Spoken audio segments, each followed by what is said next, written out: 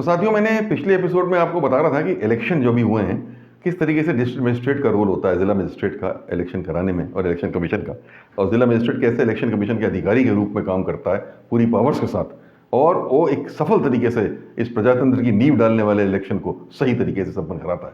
मैंने कुछ आपको पिछली बार बताया, मैं उसके आगे अब बढ़ता हूँ। मैंने आपको पोलिंग बूथ कैसे बनना है, वोटर लिस्ट कैसे होनी है, पोलिंग पार्टीज कैसे बनानी है, मैजिस्ट्रेट्स कैसे बनने हैं, ड्यूटी कैसी लगानी है, इसके बारे में पिछली बार बात करी थी। अब मैं बताऊंगा अगली चीज़ आती है ट्रांसपोर्टेशन। गाड़ियाँ चाहिए होती हैं, कैसे लोग ड्यूटी करेंगे, कैसे पोलिंग पार्टी जाएंगी अपने पोलिंग बूथ पे, कैसे जो मजिस्ट्रेट्स और बाकी सुपरवाइजरी ऑफिसर्स हैं वो इंस्पेक्शन करेंगे।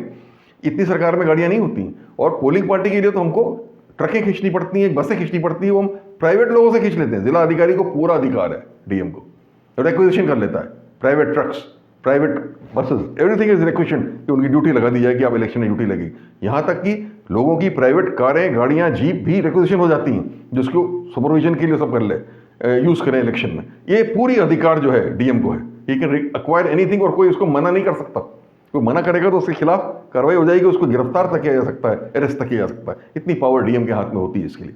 तो ये ट्रांसपोर्टेशन का पहले रहा कि गाड़ियाँ खींची, गाड़ियों को तैयार करा गया, फिर पोलिंग बूथ पे कौन सी पार्टी कहाँ जाएगी उसको तय किया गया, और सब ये रवाना, और किसके अधिकारी को क्या गाड़ी दी गई, ये एक ट्रांसपोर्टेशन का काम हो जाता है।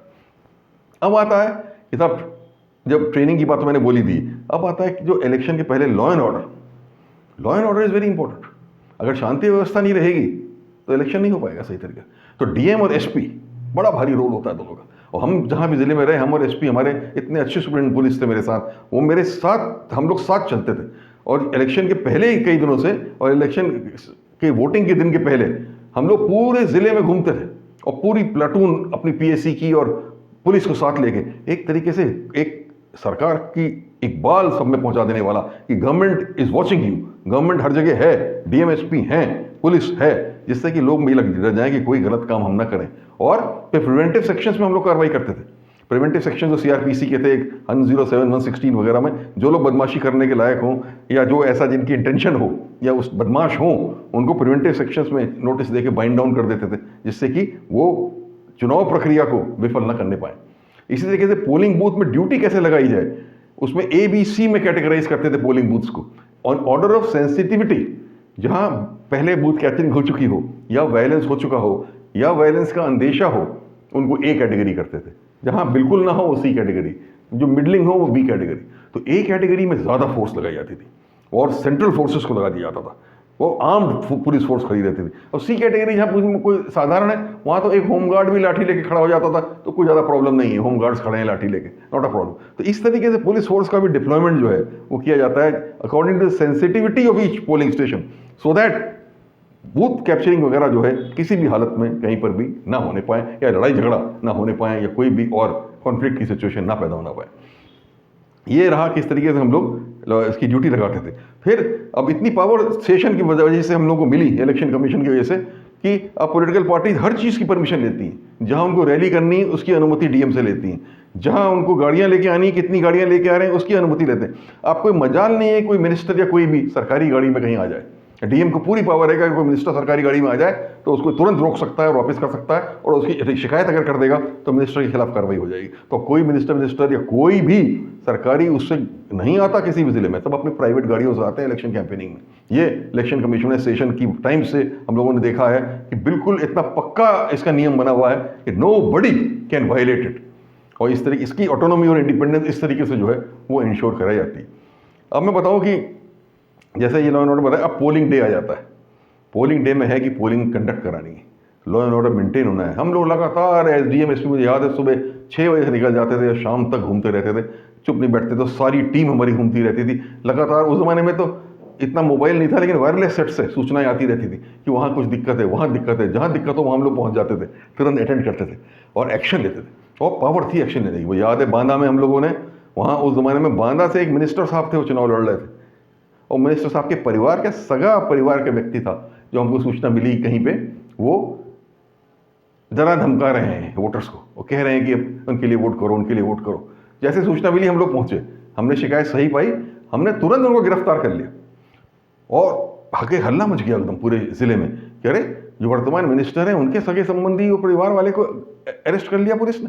लेकिन उसका कितना असर हुआ जब वो मैसेज गई चारों तरफ, उसके बाद फिर कोई गड़बड़ करने सामने नहीं आया। तो इस तरीके से आपको इकबाल भी बैठाना पड़ता है।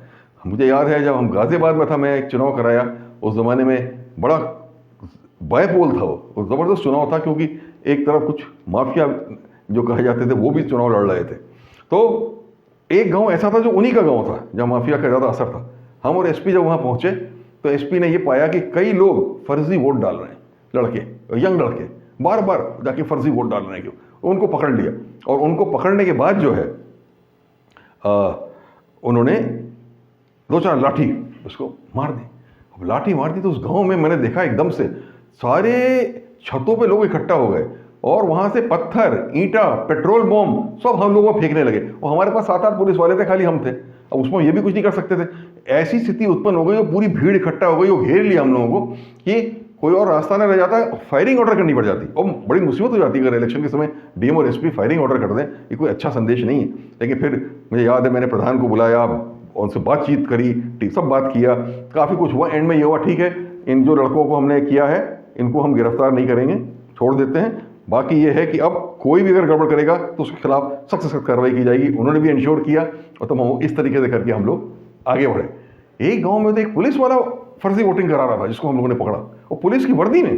तो ऐसी ऐसी घटनाएं भी देती है। उसको हमने तुरंत अरेस्ट करा के उसको बर्खास्त कराया गया, नौकरी से बर्खास्त करा दिया गया। This was the step we could take. ये बात हालती मैंने देखा। एक और मुझे याद है, मैंने इलाहाबाद में चुनाव कराए थे, उसके बाद मेरे डीएम इलाहाबाद था, और डीएम इलाहाबाद और चुनाव कराए तो एक कैंडिडेट थे, उनकी रिपोर्टेशन भी माफिया की थी, पूरी कि माफिया हैं। और हम जहां ये निकल जाएंगे उस पोलिंग बूथ पे खड़े हो जाएंगे तो वोट फिर इनके पक्ष में पड़ेगा, इनके खिलाफ नहीं पड़ सकता। इनको देख के लोग इतने डर जाते थे। हम लोगों ने ये तय किया कि हम इनको निकलने ही नहीं देंगे। और हमने सुबह जब निकलने चले तो उनके घर में चारों तरफ पुलिस लगा दी और कहा कि साहब आप निकल नहीं सकते। उन्होंने कहा मेरा प्रजातांत्रिक अधिकार है, मैं कैंडिडेट हूँ, आप मुझे कैसे रोक सकते हैं। हमने कहा आपको कुछ नहीं कह रहे हैं, बस आप रहिए अंदर। तो उन्होंने शिकायत की होगी, ऊपर से आया क्या हो रहा, हम उन्होंने रिपोर्ट दे दी, हमने किसी को अरेस्ट नहीं किया है, कुछ नहीं किया, बस हम लॉ एंड ऑर्डर मेंटेन कर रहे हैं। और हमने उनको निकलने नहीं दिया शाम के 6 बजे तक, जिससे मुझे मालूम था हम लोगों को कि अगर कहीं ये पहुंच गए तो ये इलेक्शन प्रोसेस को जो है इम्पैक्ट कर देंगे। इस तरीके से सफल तरीके से पूरा पोलिंग डे इलेक्शन होता है। पोलिंग पार्टीज आती हैं पूरी रात इलेक्शन वो बंद कमरे में जो है वो आके सारे उनके बैलेट बॉक्सेस और अब ईवीएम आके रखी जाती हैं और डबल लॉक बंद कर दी जाती हैं। और सबके सामने होता है, पोलिंग पार्टी के सामने होता है, पोलिंग एजेंट्स के सामने होता है। पूरी प्रक्रिया जो है वो पोलिंग पार्टी और पोलिंग एजेंट्स के सामने होती है, एक एक स्टेप, तो जिसमें कहीं कोई घपले की बात नहीं होनी चाहिए। और फिर काउंटिंग का दिन आता है, उसकी अलग ट्रेनिंग दी जाती है लोगों को काउंटिंग की।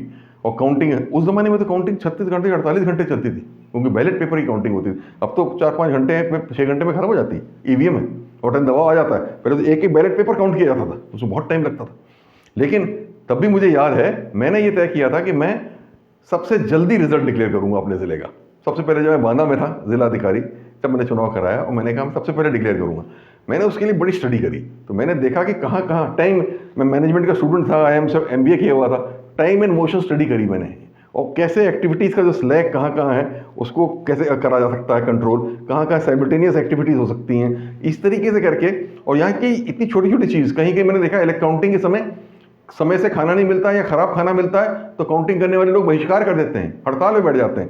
तो 3-3 घंटे के लिए काउंटिंग रुक जाया करती थी उस ज़माने में, मैं बता रहा हूँ। हाँ, क्योंकि लंबी काउंटिंग होती थी ना, तो खाना पीना, चाय पानी लगातार देना पड़ता था टीम को, और टीमें बदलती थी। 8-8 घंटे की एक टीम आती थी, फिर बदल के 8 घंटे के लिए दूसरी टीम बैठती थी काउंटिंग के लिए, फिर 8 घंटे के लिए तीसरी टीम बैठती थी, इसलिए होता। तो लेकिन मैंने एक स्टेप स्टडी किया। अगर 8 बजे मैंने कहा जैसे काउंटिंग शुरू होती है तो पहले आधा-पौन घंटा लग जाया करता था कि लॉक खुला, बैलेट बॉक्स निकला, टेबल पे पहुंचा। हमने ऐसी प्रक्रिया कर दी कि जो टेबल पर सब सेट है, सब बैठे हैं और लेबर भी तैयार है, और जैसे ही खुला वैसे ही बैलेट बॉक्स, सबकी ट्रेनिंग थी, 10 मिनट के अंदर पहुंच गया और 8:15 तक काउंटिंग जो है वो हर टेबल पे शुरू हो जाती थी।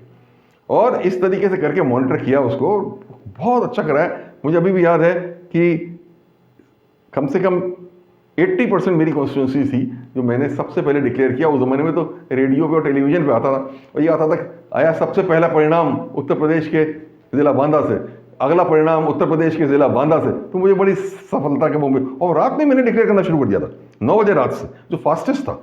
कई अन्य जनपदों ने तो 36 घंटे बाद डिक्लेयर करना शुरू किया। यही प्रक्रिया मैंने इलाहाबाद में भी करी, और मुझे बड़ी खुशी हुई कि वहाँ भी हम सफल हुए। और 9 बजे रात से शुरू कर दिया कि पहला परिणाम, दूसरा, पहले 4 परिणाम सीधे इलाहाबाद जनपद के आ गए थे 9 और 11 बजे के बीच में। उसके बाद फिर कुछ और जनपद की आने शुरू हुए, लेकिन फिर सुबह तक हमने 14 हमारी असेंबली कॉन्स्टिट्यूंसीज थी, 13 के डिक्लेयर कर दिए थे। एक 14वां थोड़ा बेचारा फंस गया था, अधिकारी था, वो थोड़ा घबरा गया था। वो घबरा इतना गया कि वो पसीना पसीना आने लगा, उसकी वो टैली नहीं कर रहे थे वोट्स, तो वो उसने टाइम लगा दिया थोड़ा, दिन के दोपहर के 2 बजे तक अगले दिन चला गया वो। तो उसको हमने और मदद कराई, ऐसे लोगों को दिया जो एक्सपर्ट थे टैलिंग में और मैथमेटिक्स में, अरिथमेटिक इनकी अच्छी थी, और बैठ के टैली करा के उसका रिजल्ट भी बाद में डिक्लेयर करा। तो इस तरीके से रिजल्ट डिक्लेयर होता है, और फिर देखना पड़ता है कि विक्ट्री जुलूस ऐसे ना निकले, इसमें लड़ाई झगड़ा हो जाए, मारपीट ना हो जाए आपस में, लोग एक दूसरे के सर फोड़ देते हैं उसमें। तो पूरा सेक्शन 144 लगा रहता है, और पूरा पुलिस फोर्स लगा के देखा जाता है कि इस तरीके का विजय जुलूस ना निकले जिसमें 2 पार्टियों में लड़ाई झगड़ा हो सके। इस तरीके से करके ये पूरी इलेक्शन की प्रक्रिया संपन्न होती है। आपने देखा होगा दोस्तों, ये आसान प्रक्रिया नहीं है, बड़ी भारी प्रक्रिया है। डीएम बहुत अहम रोल निभाता है as district election officer, election commission के अधिकारी के रूप में, और इलेक्शन कमीशन से उसको पूरी पावर्स मिलती हैं, पूरा सपोर्ट मिलता है, और जो कुछ उसको पूछना है वो इलेक्शन कमीशन से पूछता है। वो किसी चीफ मिनिस्टर से नहीं पूछता, वो किसी मिनिस्टर से नहीं पूछता, वो किसी प्राइम मिनिस्टर से नहीं पूछता, वो किसी से नहीं पूछता। He only reports to the chief election commissioner at that time. ये कितनी स्वतंत्रता की बात है, और इसी वजह से हमारा देश आज प्रजातंत्र इतना आगे बढ़ रहा है कि इतने स्वतंत्र तरीके से हम पूरी इलेक्शन की प्रणाली को लागू कर सकते हैं। हमें गर्व होना चाहिए इस बात पर कि हमारा इतनी ज़बरदस्त हमारी वाइब्रेंट डेमोक्रेसी है, इतना ज़बरदस्त हमारा इलेक्शन का पूरी प्रक्रिया और कमीशन और कमीशन के अधिकारी हैं, और इतना बड़ा रोल डिस्ट्रिक्ट मजिस्ट्रेट जो है और अपने अधिकारियों की टीम को साथ लेके, सुप्रीटेंडेंट पुलिस को और टीम को साथ लेके वो निभाते हैं, जिससे कि whole election process is something वाकई एक मिरेकल है। इसे कहते हैं अजूबा है, पूरा विश्व इसको देखते रह जाता है। अरे हम कहते हैं, हम तो इसे कहते हैं कि अमेरिका हो या किसी और देश में भी हो, इतने सफल तरीके से इलेक्शन नहीं संपन्न हो पाते। वहाँ भी आप सुनते होंगे कि डिस्प्यूट हो जाती है, कॉन्फ्लिक्ट हो जाती है, क्या क्या बातें सामने नहीं आ जाती, यहाँ नहीं आ पाती, होती सब एक पूरा वो बड़ा ड्रिल बनी हुई है जिसके मुताबिक काम होता है और सही तरीके से होता है। मैं समझता हूँ हम सबको अपने इस डेमोक्रेटिक उसके बारे में गर्व होना चाहिए, और वास्तव में अभी इलेक्शन संपन्न हुए हैं, तो इसीलिए मैंने सोचा कि आज मैं आपको बताऊं कि मेरा इतना अनुभव रहा कई जिलों में इलेक्शन कराने का, and it was a great experience, it was a great experience. Leadership अगर कहीं देखनी हो तो इलेक्शन प्रोसेस में देखनी चाहिए, इसको कहते हैं लीडरशिप। सारी क्वालिटी जो team building, coordination, motivation, inspiration, use of strength, use of force, सब कुछ जो है, कब करना चाहिए, कब नहीं करना चाहिए, कैसे हैंडल करना चाहिए, द होल प्रोसेस, ये पूरा एक बड़ा भारी अपने आप में एक केस स्टडी है जिसको स्टडी करना चाहिए, और पता चलता है व्हाट इज रियल लीडरशिप। धन्यवाद।